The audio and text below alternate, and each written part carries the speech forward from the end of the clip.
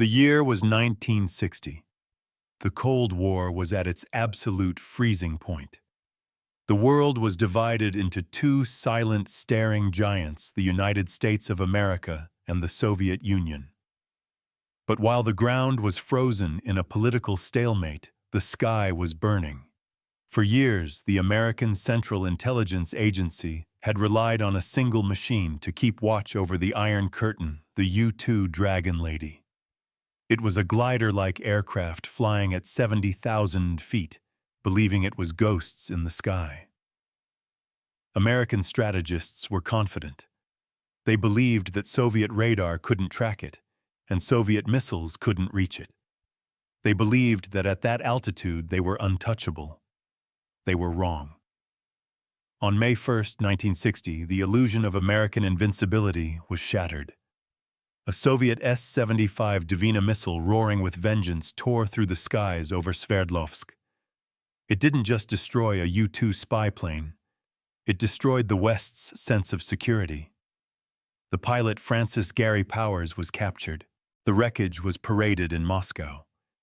It was a diplomatic catastrophe and a humiliation for the United States. The message from the Kremlin was loud and clear. We can see you, and we can kill you. In the halls of the Pentagon and the hidden offices of the CIA, panic set in. The United States was now blind. Satellites were still in their infancy, producing grainy images that took weeks to recover. They needed a manned aircraft. They needed eyes on the target. But they couldn't send another slow, fragile glider into the teeth of the Soviet air defense network. They needed something else. Something that didn't just defy gravity, but defied logic. They needed a plane that could fly so high the sky would turn black. They needed a plane that could fly so fast it would outrun the roar of its own engines. They needed a ghost.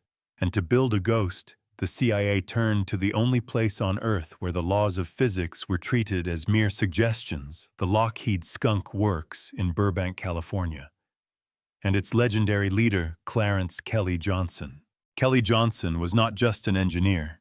He was an artist of aerodynamics. He had already given the Air Force the P-38 Lightning and the F-104 Starfighter. But the request he received from the CIA in the wake of the U-2 disaster was borderline insanity. The specifications were as follows. The new aircraft had to fly at Mach 3 times the speed of sound over 200 miles per hour. It had to operate at altitudes exceeding 85,000 feet effectively on the edge of space, and most importantly, it had to be invisible to radar. To understand the magnitude of this request, you must understand the era. In the early 1960s, the fastest operational jets struggled to touch Mach 2 for mere minutes before running out of fuel. The CIA was asking for a plane that could cruise at Mach 3 for hours.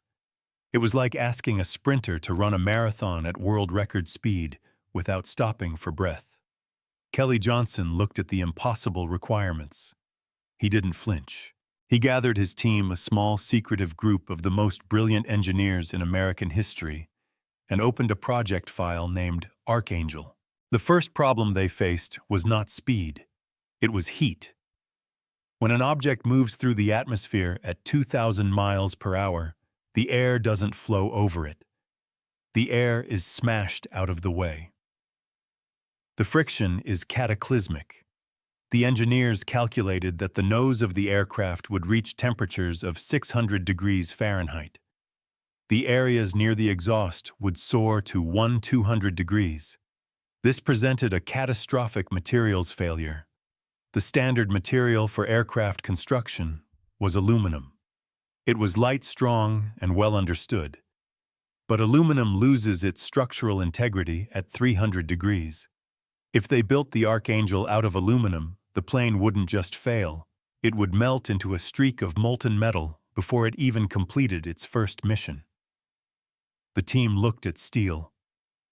Steel could take the heat, but steel was heavy. A steel airplane would be a sluggish brick unable to reach the extreme altitudes required to evade Soviet missiles. The Skunk Works team was cornered. They needed a material that possessed the strength of steel, the weight of aluminum, and the heat resistance of ceramic. They searched the periodic table of elements, and they found only one candidate: titanium. Titanium was the wonder metal of the aerospace world. It was incredibly strong, incredibly light, and could withstand temperatures that would destroy lesser metals. It was the perfect solution. But there was a cruel irony waiting for the Americans, a joke that history was about to play on the CIA. Titanium is a rare metal. It is difficult to mine and difficult to refine. And in the 1960s, the United States did not have nearly enough high-grade titanium ore to build a fleet of massive spy planes. There was only one country in the world that possessed the vast, pure reserves of rutile ore needed to produce this titanium. That country was the Soviet Union. The situation was absurd. To build the weapon that would defeat the Soviet Union, the United States needed to buy the raw materials from the Soviet Union. If the Kremlin had known what the Americans were planning, they would have strangled the supply chain instantly. But this is where American ingenuity met classic espionage. The CIA, working in the shadows, orchestrated one of the greatest economic heists in history. They didn't send diplomats. They sent phantom businessmen. The CIA established a complex network of dummy corporations and shell companies across third-world countries and Europe. These fake companies claimed to be civilian manufacturers. They fabricated stories about needing titanium for pizza ovens, golf clubs, and kitchen appliances. Soviet trade officials, eager to export their natural resources and bring foreign currency into their struggling economy, signed the contracts. They approved the shipments. Ton by ton, shipment by shipment, the highest-grade Soviet titanium was loaded onto freighters. It left Soviet ports ostensibly bound for harmless civilian factories. But its true destination was a secure, windowless facility in Burbank. The Soviet Union was literally selling the Americans the rope that would be used to hang them. They were digging the ore from their own soil that would eventually be forged into the SR-71 Blackbird, the very machine that would violate their airspace and mock their military might for the next 3 decades. It was a masterstroke of strategic irony that remains unmatched to this day. Back at Skunk Works with the metal secured, the nightmare was only beginning. Having the titanium was one thing. Working with it was another. Titanium is a stubborn, hateful metal. It is incredibly hard. The tools and drill bits that Lockheed had used for years shattered upon contact with it. The production line ground to a halt. Kelly Johnson had to order the invention of entirely new tools made from even harder alloys just to cut the parts for the plane. The problems were microscopic and endless. In one instance, sheets of titanium began to corrode and fail for no apparent reason. The engineers were baffled. After weeks of investigation, they realized the culprit was the water. The local Burbank water supply contained trace amounts of chlorine. That tiny amount of chlorine was reacting with the titanium during the washing process. From that day on, the SR-71 had to be washed solely with distilled water. Even the tools themselves were betraying them. Engineers found that wrenches plated with cadmium were causing the titanium bolts to become brittle and snap. Every tool in the workshop had to be purged. A new strict protocol was enforced. Only specific tools cleaned and cataloged could touch the Archangel. But the greatest challenge was the airframe itself. The heat of Mach 3 flight would cause the titanium skin to expand. The engineers calculated that at top speed, the aircraft would actually stretch. It would grow several inches in length. If they bolted the plane together tightly on the ground, like a normal aircraft, it would rip itself apart in the air when the metal expanded. Kelly Johnson's solution was pure genius and terrified traditional pilots. He designed the plane with gaps. He designed it to be loose. On the ground at room temperature, the panels of the SR-71 fit loosely together. When the plane was sitting on the tarmac, fueled up, and waiting for a mission, it leaked. Fuel would weep from the seams dripping onto the runway. It looked like a wounded beast. But this was intentional. As the Blackbird accelerated through the sound barrier, the friction would heat the airframe. The titanium would expand, the gaps would seal shut, and the aircraft would become a solid, airtight arrow piercing the stratosphere. It was a machine that only truly made sense when it was burning through the sky at 2,000 miles per hour. The design that emerged from this chaos was unlike anything the world had ever seen. It was long, flat, and sinister. It featured Chinese, sharp edges running along the fuselage that improved aerodynamics and crucially deflected radar waves. To further the stealth capabilities, the plane was painted in a special dark blue, almost black paint. This wasn't just for camouflage against the night sky. The paint contained microscopic iron balls designed to absorb radar energy. It also helped radiate the intense heat from the airframe out into space. This color gave the aircraft its legendary name, the Blackbird. Finally, after years of secrecy, sweat, and stolen Soviet metal, the prototype was ready. It rolled out of the hangar looking like a dagger carved from the void itself. The pilots chosen to fly it were the elite of the elite. They looked at the machine and realized this wasn't flying. This was operating a spaceship within the atmosphere. They donned pressure suits identical to those used by astronauts, plugged in their oxygen, and prepared to tame the beast. On its first flights, the Blackbird didn't just fly. It roared. The sound of its J-158 engines cracking the air was the sound of the future arriving violently. The Soviet Union had their missiles. They had their radars. They had their walls. But the Americans had built something that made walls irrelevant. They had taken the raw earth of Mother Russia, forged it with American capitalism and engineering, and created a legend. The stage was set. The Blackbird was ready to hunt. And the Soviet generals who had laughed at the slow U-2 were about to look up at their radar screens in horror and realize that their enemy had become faster than a bullet.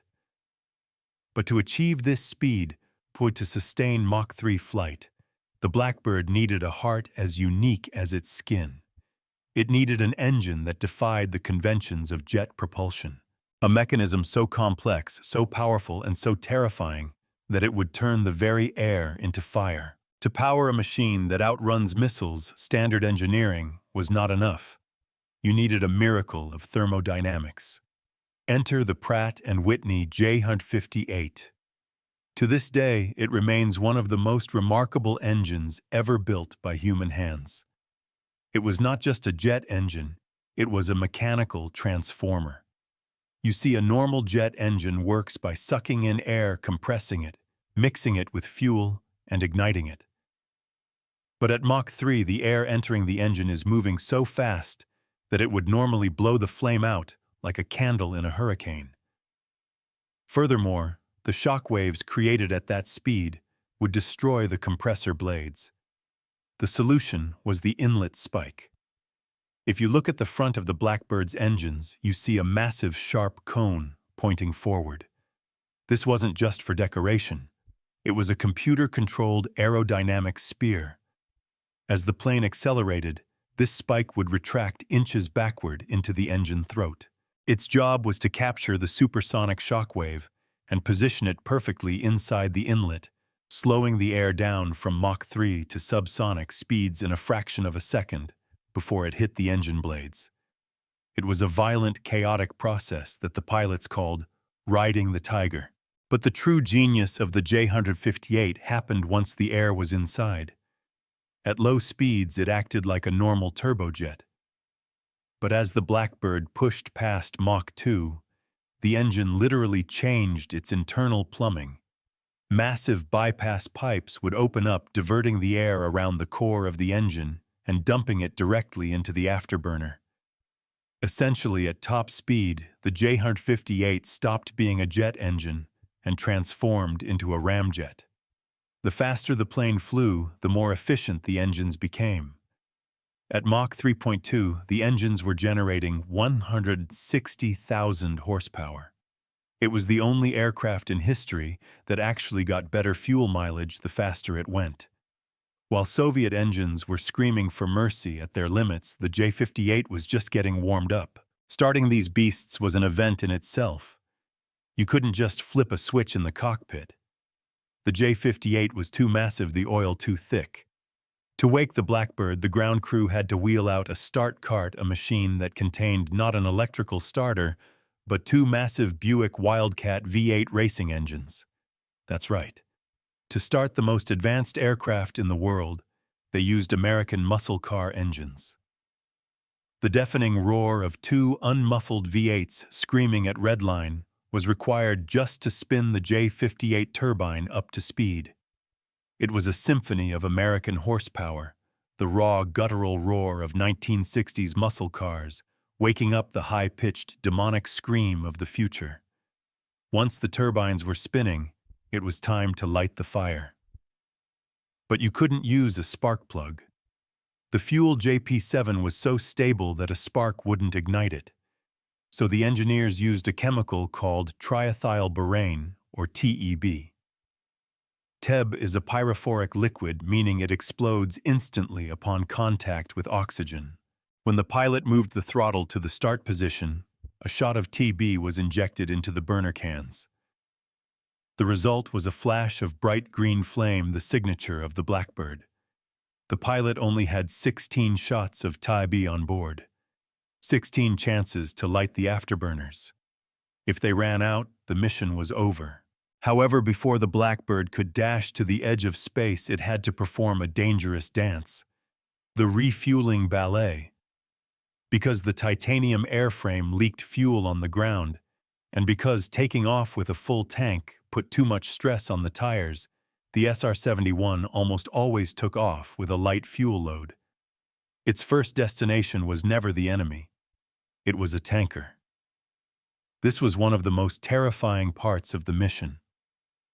The tanker, a KC-135Q, was a converted airliner flying at its maximum speed, shaking and rattling to stay fast. The SR-71, a Mach 3 monster, had to slow down to its absolute minimum speed, nose pitched up, struggling not to stall. They met in the sky like two mismatched dancers. The boom operator on the tanker would steer the nozzle into the receptacle behind the Blackbird's cockpit. Thousands of pounds of JP-7 would rush into the spy plane. As the cold fuel hit the hot skin of the aircraft, the pilots could hear the metal groaning and pinging as it contracted. It was a moment of extreme vulnerability. One wrong move, one pocket of turbulence, and both planes would perish in a massive fireball. But once the tanks were full, the Blackbird disconnected, and the pilot did what he was born to do, push the throttle forward.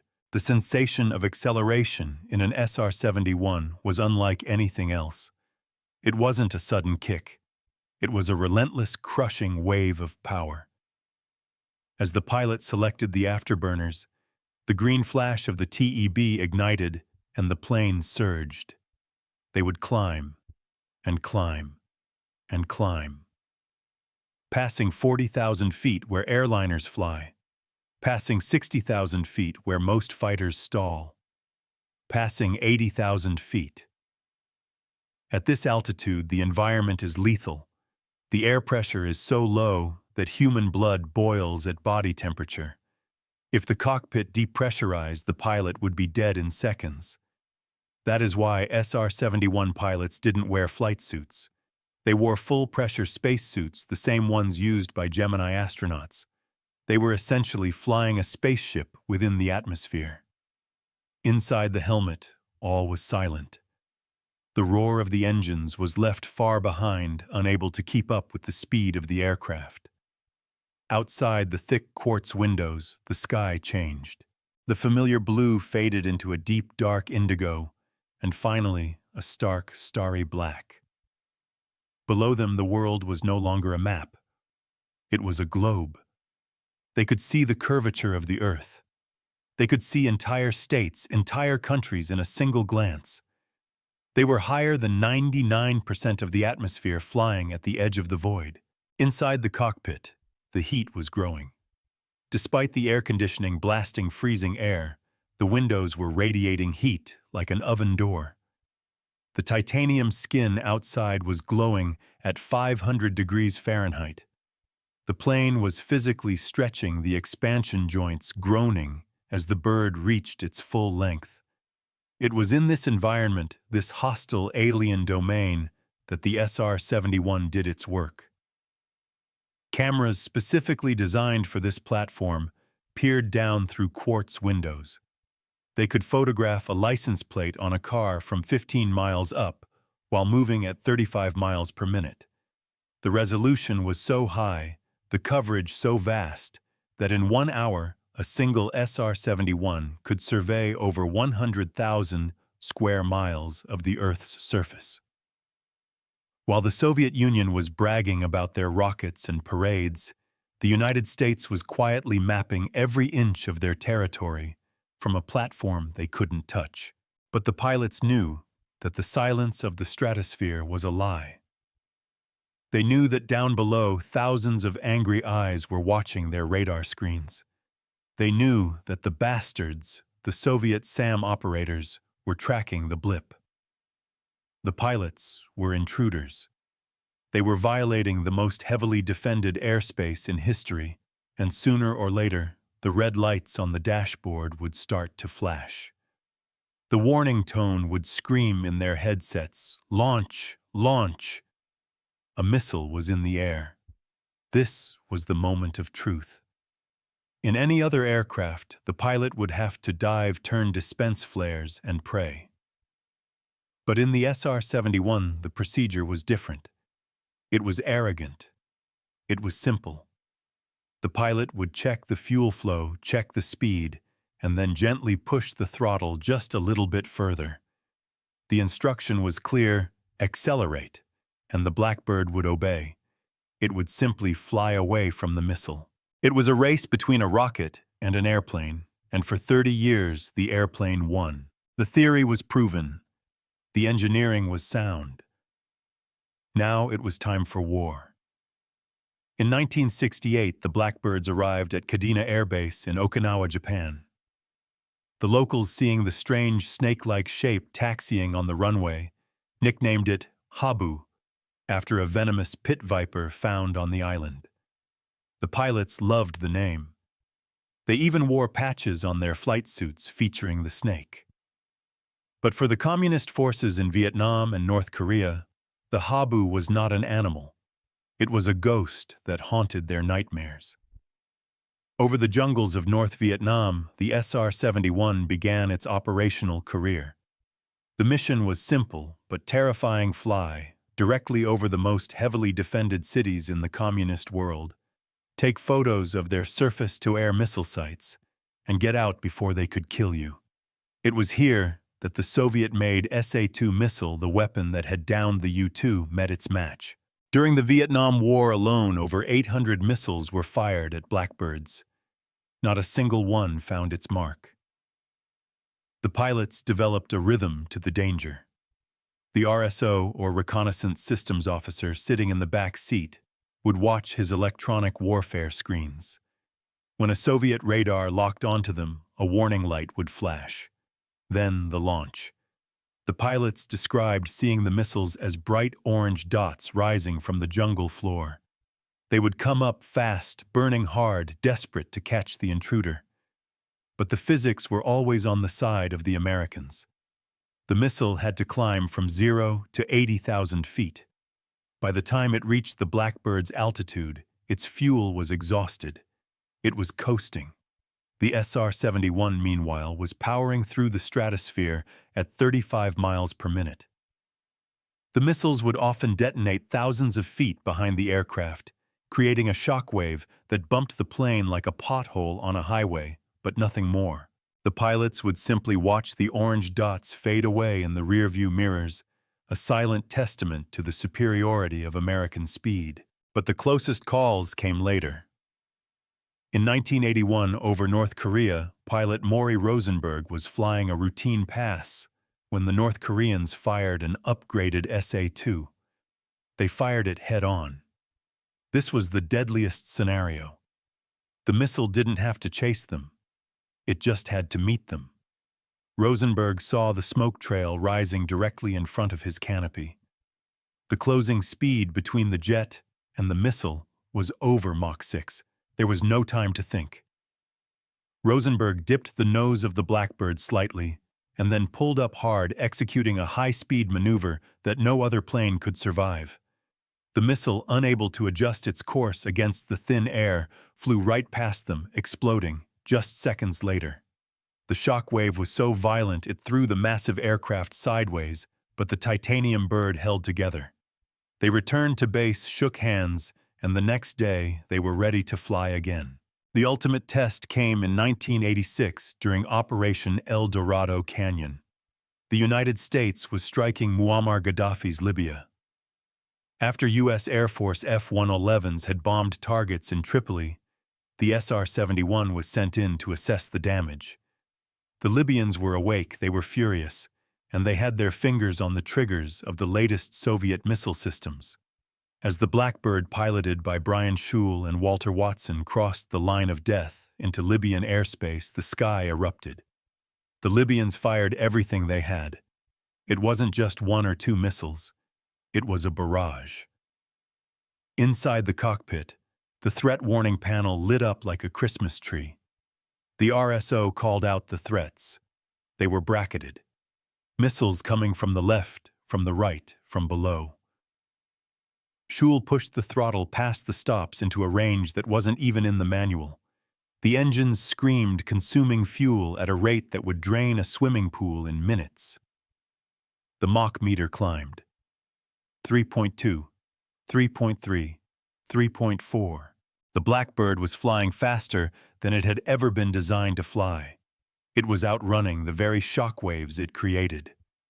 The Soviet missiles designed to kill fighters were helpless.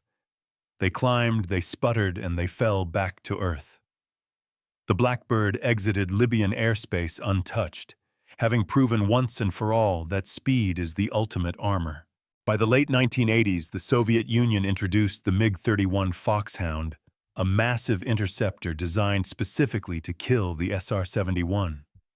It had powerful radars and long-range missiles. On paper, it was a threat. In reality, it was a spectator. Soviet pilots would scramble, pushing their engines to the breaking point, trying to get a lock on the American spy. They would see the Blackbird on their radar screens, a fast-moving star high above them. They would climb, loft their missiles, and pray. But the math never worked. By the time the MiG-31 reached its firing position, the Blackbird was already in the next time zone.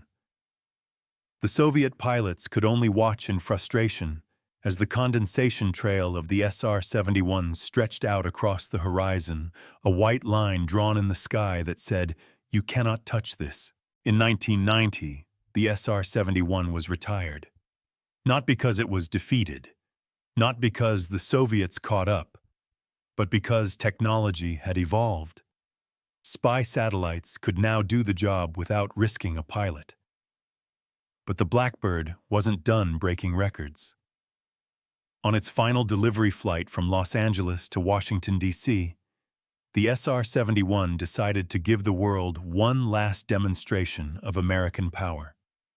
It tore across the entire North American continent in just 64 minutes. It flew from the West Coast to the East Coast faster than the time it takes to watch a TV show. The average speed was 224 miles per hour. When it landed at Dulles Airport, the pilots stepped out, the engines cooling with their signature tink-tink sound, and handed the keys to the Smithsonian Museum. The legacy of the SR-71 Blackbird is not just in the records it broke, but in the silence of its enemies. For 24 years, it flew inside the airspace of the most hostile nations on Earth. The Soviet Union, North Korea, Vietnam, Libya, Cuba. They all tried. They fired over 4,000 missiles, They scrambled thousands of interceptors. They spent billions of rubles upgrading their defenses. And the result? Zero. Zero losses to enemy fire. Zero pilots captured. The SR-71 remains the only military aircraft in history to never be shot down while fulfilling its mission. It was a machine built by a free society that outpaced, outsmarted, and outperformed the totalitarian regimes that tried to destroy it. Today, the Blackbirds sit in museums silent and cold. But if you look closely at their titanium skin, scorched black by the heat of the stratosphere, you can still feel the speed. It remains the king of the skies. And as Kelly Johnson once said, there's no better way to ensure peace than to be the fastest guy on the block.